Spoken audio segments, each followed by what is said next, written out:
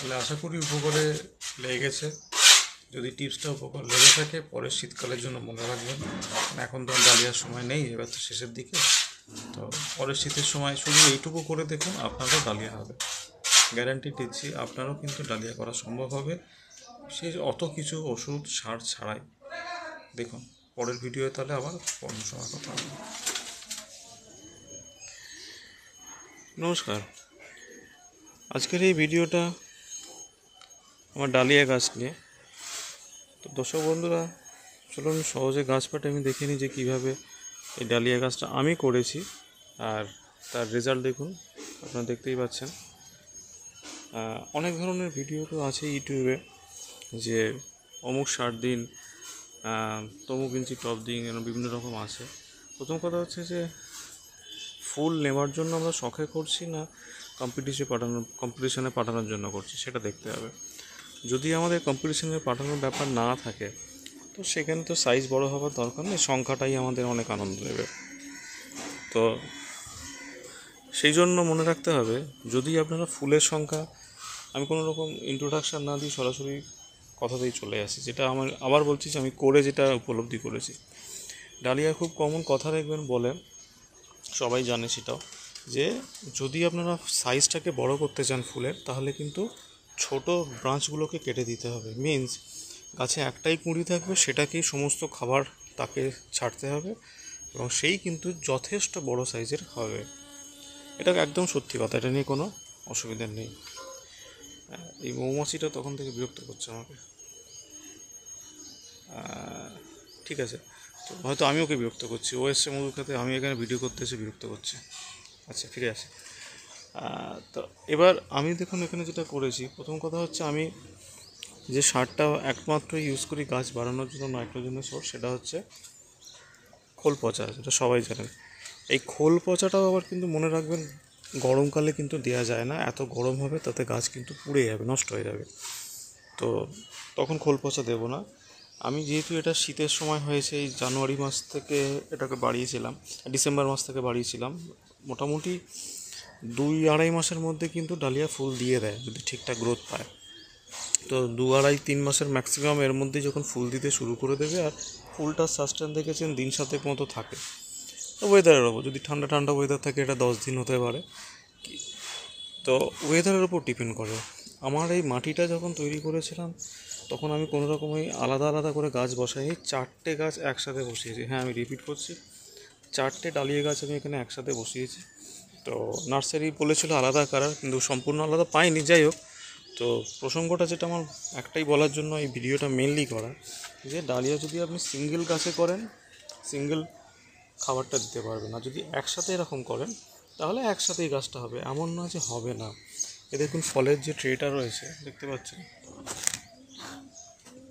এইগুলি ফলের দোকানে থাকে, এই 1.5 ফুট মতো সাইজ আর কি। তো এই যে ফলের দোকানে ট্রেগুলোর সাইডগুলো তো জানেনই আপনারা, যে করা থাকে, দেখতে পাচ্ছেন এরকম ছিদ্র করা আছে। তো এখানে সেখানে আমি সাইডে প্লাস্টিক দিয়ে দিয়েছি। এটা এমন কিছু কঠিন ব্যাপার নয়।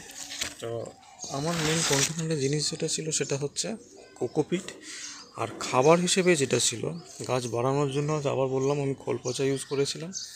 আর পরবর্তীকালে যখন গাছ গ্রোথ নিয়ে নিয়েছে, তখন আমি যেটা মাঝখানে দিয়েছিলাম এই ফুলটাকে সাইজ বাড়ানোর জন্য, শিংকুচি। হ্যাঁ, আমি রিপিট করছি, আমি হাড় গুঁড়োটা ইউজ করি না, কারণ বিভিন্ন ধরনের আমার অপছন্দের জিনিস থাকে, অনেক ধরনের। কেউ মাংসর জল দিতে পারে, ঠিক আছে দিতে পারে, যে দেয়, কিন্তু আমি এগুলো ইউজ করি না ফুল গাছে, বা যেগুলো ঠাকুরকে যেসব ফুল আমরা দিই আমি ইউজ করি। তবু শিং চাচাটা তুলনামূলক মনে হয়েছে, বা রেড মিলটাও আমি ইউজ করি না। অনেক ধরনের খাবার আছে, রেড মিল আছে, রক্তসার, হাড়গুঁড়ো আছে। আমি যেটা ইউজ করে, আবার আমি প্রমাণ সমেত দেখাচ্ছি যে শিংকুচি ইউজ করেছি ফুলকে আমি বড় করার জন্য, আর এখানে আর প্রথম দিকে দিয়েছিলাম খোল পচা আর কোকোপিট। এই 3টে জিনিসের সংমিশ্রণে আমার এখানে দেখুন এই পুরো এটা ভরেও নি, দেখুন অর্ধেক ভরেছে, দেখতে পাচ্ছেন মাটি, মানে মাটি নয়, কোকোপিট। তো কোকোপিটই অর্ধেক ভরেছে, পরিষ্কার দেখুন কোকোপিট। তো কোকোপিট অর্ধেক ভরেছে, আর তাতে হয়তো নামমাত্র একটুখানি যদি আপনি পুরোনো মাটিকেও ইউজ করেন তাতেও অসুবিধা নেই। কিন্তু যত হালকা রাখবেন তত জল বেরিয়ে যেতে পারবে, এর কিন্তু জল বেরোনোটা মেন জিনিস। তো ডালিয়ার মেন জিনিস হচ্ছে আপনি করুন, জল বেরিয়ে যাবে। এবং দেখুন প্রকৃতির, আমরা তো নিজেরা সবাই গ্রাফটিং করি, প্রকৃতি নিজেই তার এরকম সৃষ্টি। জবা ফুল জোড়া দেখেছেন, এটা দেখুন ডালিয়া জোড়া, তো বুঝতে পারছেন দুটো ফুল জুড়ে আছে। এই দেখুন এদিকে একটা ফুল, এদিকে একটা ফুল, তো একই দুটো একদম জোড়া ফুল হয়েছে। তো ও একটা অদ্ভুত জিনিস, এরকম নেচার কী দেবে। দেখুন আমি এটা যেহেতু অনেকগুলো নিয়েছি, সাইজ বিভিন্ন ছোট ছোট হয়েছে, তো ঠিক আছে, আমার অসুবিধা নেই। এরকম ছোট ছোট সাইজ হয়েছে, তাও ছোট বলতে আমার একটা হাতের সাইজে। আর এটা দেখুন কোথায় আমার হাত আর কোথায় এর সাইজ, বুঝতেই পারছেন তাহলে। তো এর সাইজে দেখুন ডিফারেন্স। এটা কিন্তু আমি ব্রাঞ্চগুলো ভেঙে দিয়েছিলাম, যা ব্রাঞ্চ ভেঙে দেওয়ার ফলে এর সাইজটা কিন্তু পুরো বড় হয়েছে, যতটা বড় মানে একদম বুঝতে পারছেন, এটা পুরো ধরছে না। এটার সাইজ দেখুন, আর এটা আমার যাতে ব্রাঞ্চ কাটিনি তার সাইজ দেখুন। তো ব্রাঞ্চ না কাটলে আপনি সংখ্যায় ফুল অনেক পাবেন, কিন্তু সাইজ ছোট হয়ে যাবে, ব্রাঞ্চ কাটলে পাবেন। তাহলে আবার বললাম, আলাদা করে কোনো স্পেশাল ওষুধ, স্পেশাল চমক, স্পেশাল ম্যাজিক কিচ্ছু নেই। হ্যাঁ, শুধু কিন্তু একে মাটি তৈরির সময় খাবার আর জল স্প্রে করতে, জলটা কিন্তু প্রত্যেক দিন নিয়ম করে আমি দিয়ে গেছি, এবং ঠান্ডা জলটা দেবেন, তাতে আমার কিন্তু পোকার আক্রমণটা কম। এখন হ্যাঁ শেষের দিকেই দেখছেন এই কিছু পোকা হবে, তবে আমার গাছ শুধু এখন শেষের দিকে, আমার তো চিন্তা করার কিছু নেই, কারণ এখন ফুল গরম চলেই আসছে, এবার চলেই যাবে গাছ। তো সুতরাং আমার নতুন করে আর পাতাকে বাঁচানোর কিছু নেই, শুধু ঠান্ডা জল সকাল বিকেল দুবেলা দিয়ে যেতে হবে। এটা করলেই যে কোনো লোক কিন্তু ডালিয়া করতে পারবে খুব অল্প সারের সংগ্রহতে। তো আজকে ভিডিওটা এইটুকুই, যদি ভালো লেগে থাকে তাহলে বাকিদেরও শেয়ার করুন। যেরকম বিশেষ কিছু লাগে না সব ফুল গাছ করতে, আর বিশেষ কিছু ওষুধ খাবার এত কিছু লাগে না, সহজেই কিন্তু করা যায়। আমি প্রমাণ সমেত এখানে দেখিয়ে দিলাম।